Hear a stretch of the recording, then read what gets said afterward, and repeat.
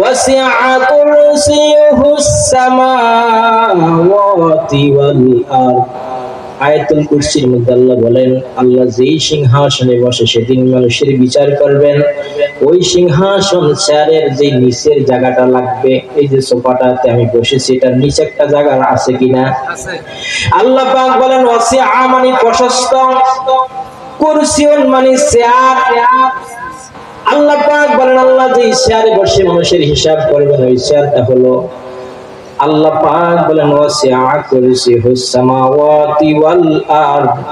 আকাশ আর জমিন দুটোটা একত্রিত করলে যতটুকু জায়গা হবে, আল্লাহ যে সিংহাসনে বসে মানুষের হিসাব করবেন ওই সিংহাসনের নিচের জায়গাটা হবে ততটুকু। চিৎকার করে বলি সুবহানাল্লাহ। আল্লাহর চেয়ারের জায়গাটা যদি এতটুকু হয়, তাম পৃথিবীর